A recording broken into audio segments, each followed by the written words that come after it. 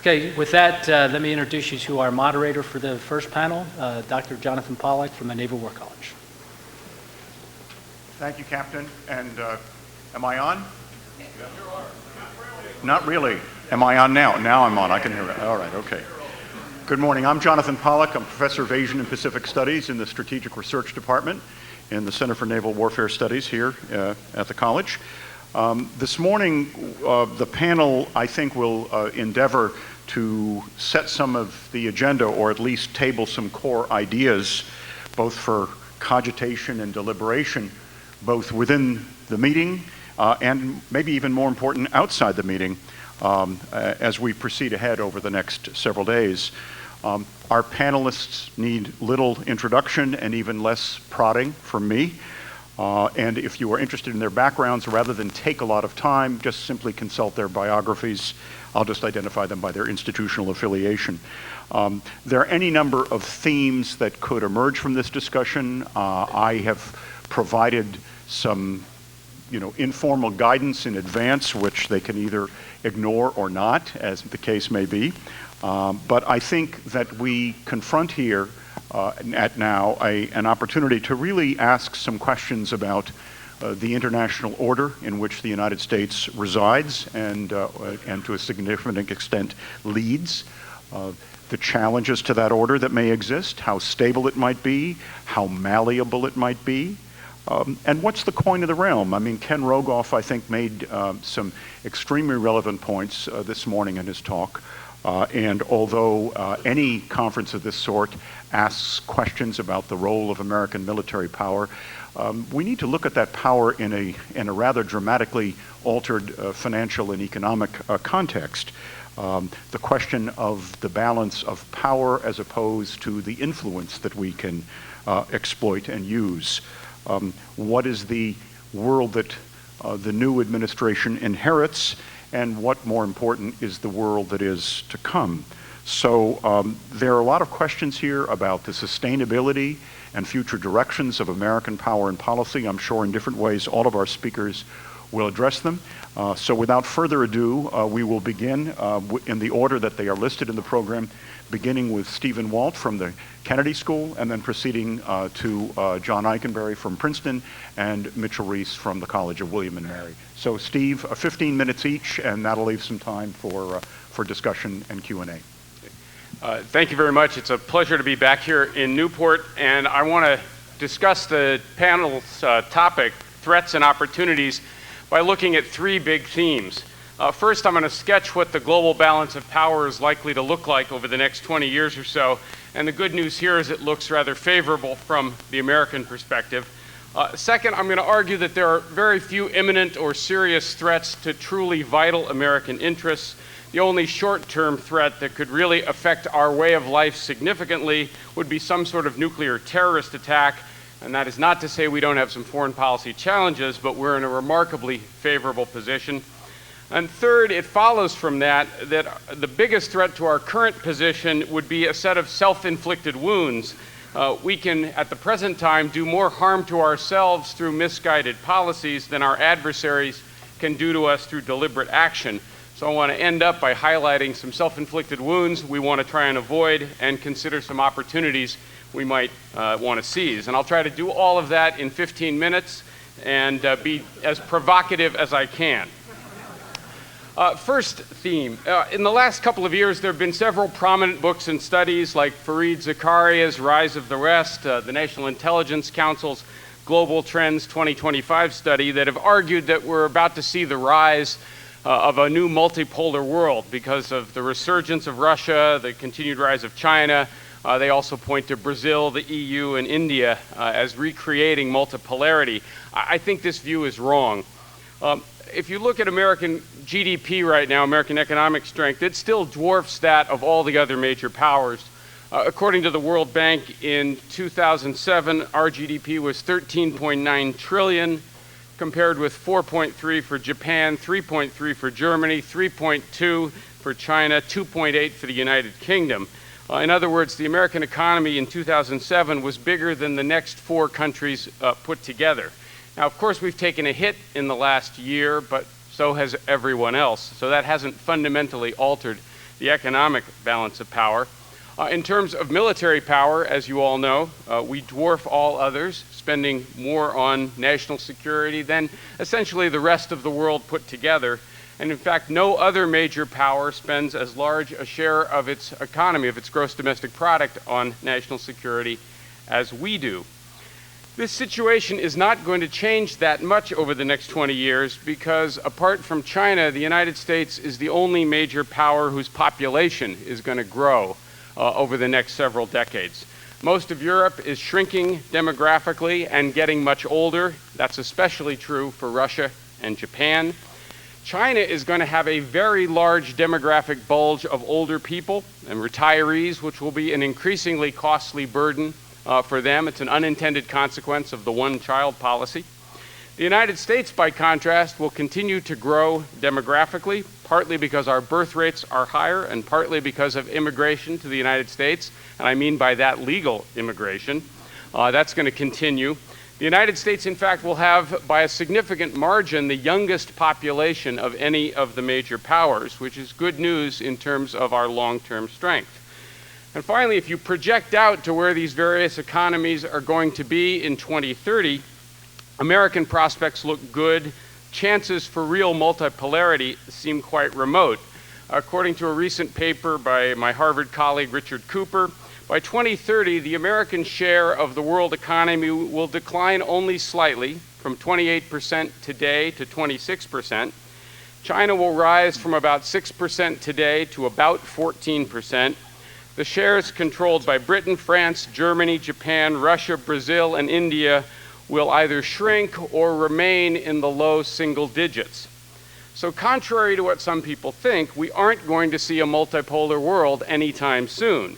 We might see a bipolar world in 20, 30, 40 years, but it will still be a rather lopsided bipolarity, with the United States significantly more powerful than China. Finally, we shouldn't forget that we remain in a very favorable geopolitical position. We're the only major power in the Western Hemisphere. All the other powers share the Eurasian landmass. That means these states inevitably tend to worry a bit more about each other than they do about us, even though we're a lot stronger. And that gives lots of them incentives to try and stay on good terms with us. So again, in addition to being materially stronger than anyone in Eurasia, we have long-standing alliances in Europe and Asia, and in fact have new strategic partnerships with countries like India. Now, that doesn't mean that states like Russia, China, or Iran are not acquiring a somewhat greater capacity to defend their own interests, particularly in areas close to their own borders, and especially when compared with what they could do, say, 10 or 15 years ago. I don't think the United States can actually do very much to stop that, although we will certainly take steps to deal with it. This may constrain our freedom of action and complicate our diplomacy somewhat going forward, but in no case do those trends pose a mortal threat to vital U.S. interests. Even in 2030, none of those states is going to want or be able to take us on directly, and that's, of course, good news. All right, that's the first theme. Second theme, it's easy to identify lots of foreign policy problems. North Korea, Iran, Sudan, the Somali pirates, Afghanistan, Pakistan, etc. But the only threat that could significantly affect the American way of life would be a nuclear attack or a weapon of mass destruction attack on American soil. No country is going to attack the United States directly because we would retaliate in a devastating fashion, but that doesn't, of course, apply to non-state actors like Al-Qaeda, which would certainly attack us if they could. If they don't acquire weapons of mass destruction, however, even groups like Al-Qaeda do not pose a truly strategic threat. Even 9/11, tragic and shocking as it was, did not threaten America's global position. It follows that reducing the danger of nuclear terrorism should remain a high priority, but that's a relatively limited one, and again, that's the only truly imminent threat to America's global position in the near to medium term. And that brings me to my third point. Given the balance of power and how it's likely to evolve, the biggest threats we face are self-inflicted wounds, and our biggest opportunities involve exploiting that favorable position in order to preserve American primacy as long as possible. I want to emphasize three threats, that is to say self-inflicted wounds, and then 4 possible opportunities. The first self-inflicted wound would be excessive militarization, spending more on the military than we actually need to. As I said before, we spend more on national security than the rest of the world put together. We spend a larger share of GDP than other major powers do. A military superiority is a good thing, and we ought to keep it, but too much of a good thing isn't desirable either. We're going to face a budget deficit of $1.8 trillion next year, according to the Congressional Budget Office, and my guess is there is actually more red ink in sight. The United States, in addition to its military requirements, has important needs in national infrastructure, in education, in health care, and our long-term strength depends on those elements of national power too. So one self-inflicted wound would be to spend more on our military than we need to. A second, and I think related self-inflicted wound, is our tendency to treat allies as though they are liabilities rather than assets. As our network of allies increases, we tend to assume that we simply have more and more parts of the world that we have to protect, instead of expecting our allies to actually contribute their fair share to the common defense. We've been too willing to let allies free ride, and we sometimes back allies even when they do things that aren't in our interest, or for that matter, in their interest either. The lesson here is that we ought to take advantage of our geopolitical position a bit more, play hard to get occasionally. We aren't going to get greater contributions from our allies if we keep insisting on doing it all ourselves, and if we aren't willing to play hardball with them when they do things that we think are misguided. The third self-inflicted wound is forgetting what the American military is and isn't designed to do, and allowing ourselves to get dragged into costly efforts to remake the politics of areas that we frankly don't understand very well. America's armed forces are extremely good at deterring or reversing large-scale conventional aggression, at preserving the balance of power in key regions, and at other aspects of global stability like putting teeth in the Proliferation Security Initiative. The United States is not particularly good at governing other societies, particularly when we don't have much knowledge of how they work, we don't have the language skills, and when the prerequisites for democracy are largely absent. Let me put it in very blunt terms. Today, we aren't sure how to govern the city of Detroit, and I mean the city, not the auto industry. That may be true of my home state of California as well. The idea that Americans are going to straighten out the lives of 200 million Muslims in Central Asia strikes me as the height of hubris. Now, it follows that our current preoccupation with counterinsurgency, though understandable, is in fact a strategic misstep, and the longer we continue it, the worse off we're likely to be. This brings me to the opportunity side of the equation. Given this evolving balance of power, the United States should gradually return to a strategy of offshore balancing. Let me just sketch briefly what I mean by that. First, we maintain naval, air, and ground forces that can preserve the balance of power in key strategic regions, while minimizing our onshore presence, especially in areas where it generates opposition or anti-Americanism. Second, we stay in NATO, but we devolve regional responsibility for European security to the Europeans, leaving only token forces there. And here's a radical idea. After 60 years or so, isn't it about time that maybe a European becomes SACEUR? Over time, of course, most of our strategic attention is going to be shifting to Asia, because that's where potential long-term threats might arise. Third, we scrupulously avoid costly and open-ended commitments to nation building in areas of the world we don't understand, which is most of them, and encourage regional powers to take on more of the burden themselves. We, in short, try as much as we can to pass the buck to others. This is, in fact, a good strategy, and it takes advantage of our favorable geopolitical position. Finally, we should consider playing hard to get with our allies a bit more, so that they do their fair share and they understand that American support is not something anyone should take for granted. It's a very valuable asset in world politics, and other states should do a lot for us in order to get it.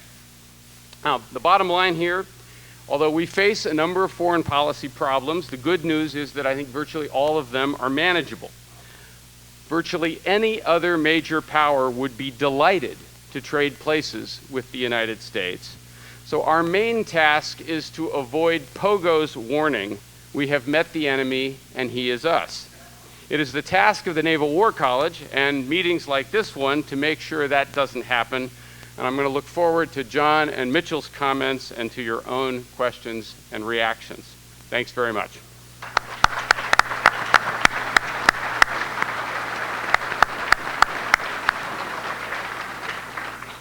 Steve, thank you very much. Steve promised to offer some provocative remarks. I think in some respects that was the equivalent of taking the pin off a grenade and rolling it down the table. He also kept within time constraints. I am going to avoid the temptation to make any comment and be uncharacteristically restrained in my own remarks, but there'll be time in the discussion period. Next we turn to John Ikenberry. John, welcome. This is the first time you've been here at the Current Strategy Forum, and we're delighted to have you.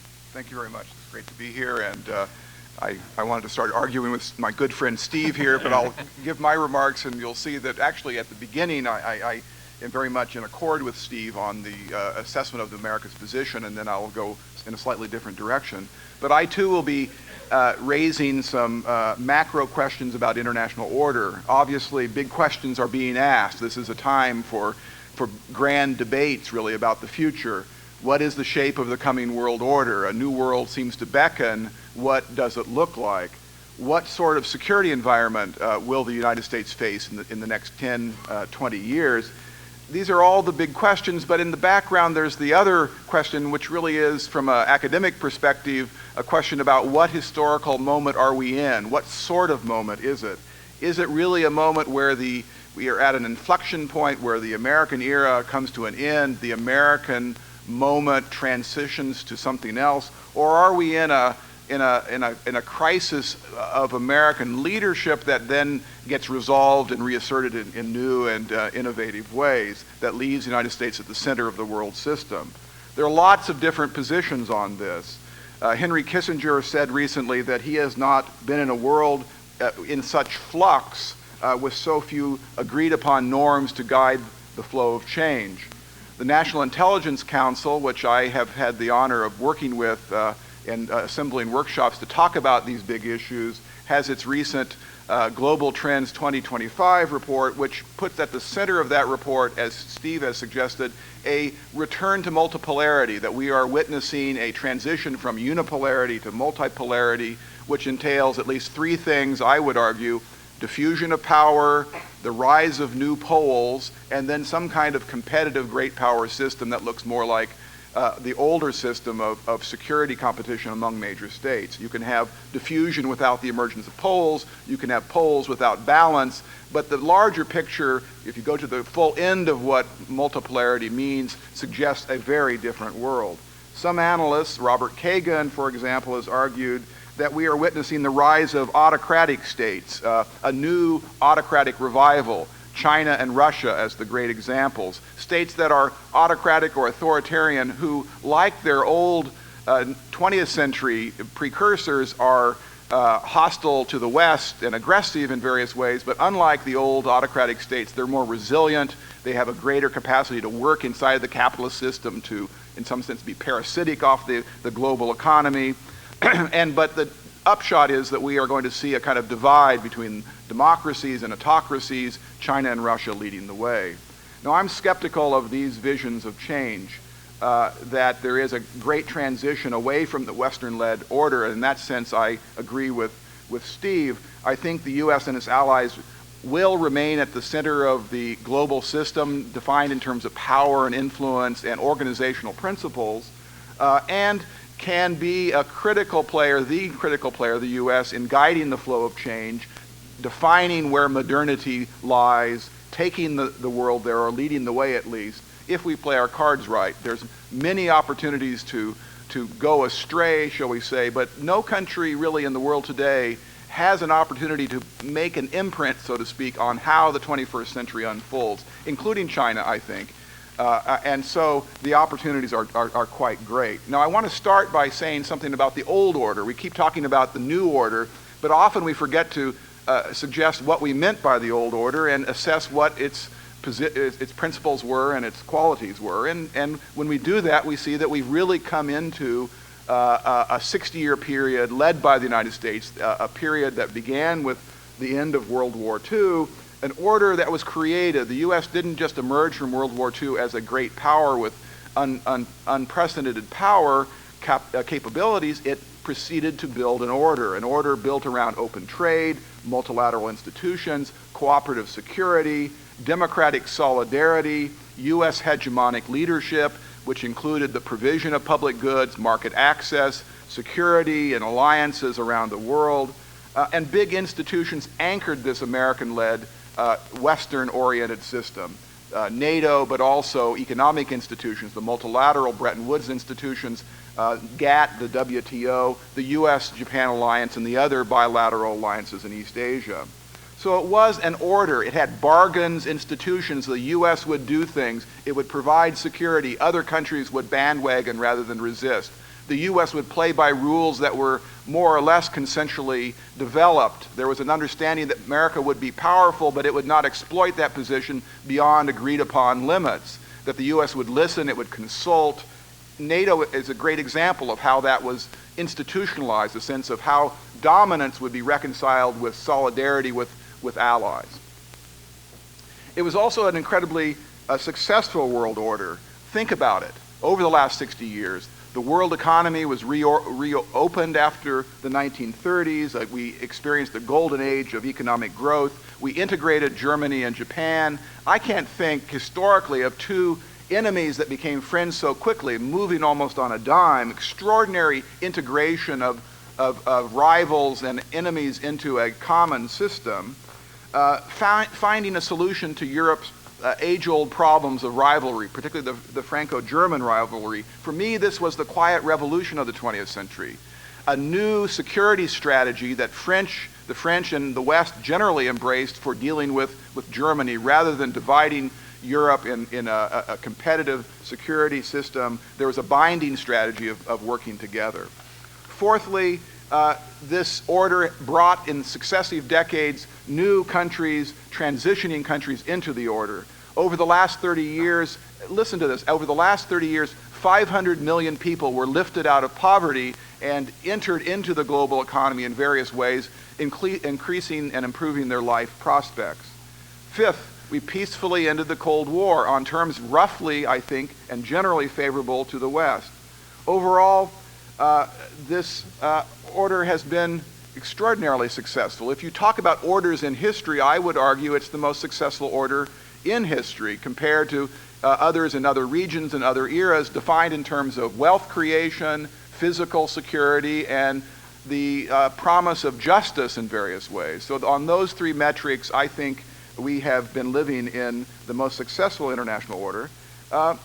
And there's also, and this is my next point, reasons to think it's going to persist, that there's something going on here, not just the 500 million people who realize that they might want to be partially in the system, not out of it, but there are other reasons as well. Number one, we have in front of us really a system that has been successful in mitigating the prospect of great power war. Indeed, we live in the longest period of no war among the great powers in modern history. This is probably due to several factors. Nuclear deterrence, the great powers have. That deterrent capability makes war less likely. The democratic dominance, which I emphasize as well. The U.S. has allies. It likes to have allies. Its allies like to be affiliated, and they are all democratic, and their economies are deeply connected. Secondly, it's a unique kind of order, as I've been hinting at. The term I use, my bumper sticker is, it's easy to join and hard to overturn. That is to say, there are integrative capacities that states who want to get into the game can get into. The barriers of entry are low, but the system is so complex and deeply rooted that any country, take China for example, that wants to try to propose something that would be an alternative, is facing a daunting prospect of uprooting and transforming a complex, sprawling, deeply embedded system. Integration, it has shared leadership capacities. We call it, describing different mechanisms of leadership, the G8, the G20, we talk about the G2, and finally, this system is distinct in that it does indeed spread the spoils of modernity. That is to say, countries can thrive within it. Rising states, those are clearly states that are now making decisions about whether they want to be in this system or not. China, India, Brazil, South Africa, we call them the rising states. Let's look at them. All of them are capitalist, even China. Most are democratic. Geopolitical interests are all different, so they don't offer a block. So there's reason to think that these countries are not going to offer a resistance or a counter kind of system, but are in their own distinctive ways integrating into it.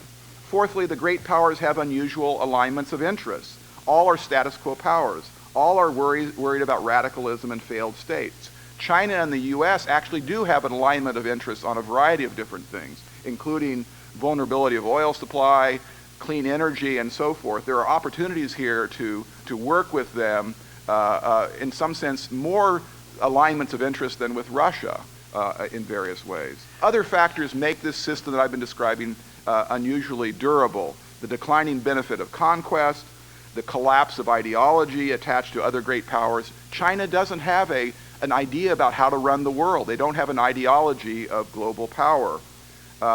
Overall, liberal modernization, which has fueled this system, remains the pathway to the future. You need to, in other words, if you want to be a great power, you're going to have to join the WTO.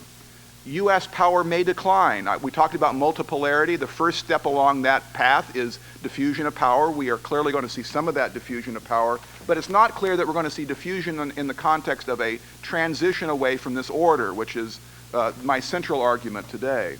Obviously, there are shifts underway. In some sense, some of the shifts are shifts that have been built into the system that we wanted and we anticipated and welcome. The inside system, the system that existed inside the bipolar system, the Western system with all these features I've been described, after the end of the Cold War became the outside system. That is to say, the principles that were incubated inside the West during the Cold War became the ideas for organizing the system more generally, and that has created dysfunctions and problems that we're really dealing with, but problems of success nonetheless. The inside system becoming the outside system. Obviously, there are these broad shifts. The end of the Cold War has put alliances into question. Unipolarity, which is part of my story and Steve's story, creates opportunities for the U.S. to act alone. It changes security, cooperation logic. It provides opportunities for free riding, and so forth. The erosion of state sovereignty, a kind of another quiet revolution where we now see it legitimate for major powers to move across borders, to cut across and go against norms of sovereignty, to take care of problems, human rights or security problems inside of states. This has created new debates about, well, who gets to do it? Who speaks for the international community? Who has the authority? So there's a sort of authority crisis that we're confronting. Finally, the privatization of war. That it's the weakness of states and the rise of states, of non-state actors that potentially can gain access to violence capability on a super scale. Now, my final point really is trying to reconcile this notion of change, particularly of security, with the order I've been describing. And I would simply say that the kinds of threats that we're likely to confront in the years ahead are not old-style threats of great power war or even rivalry, but it's the new kinds of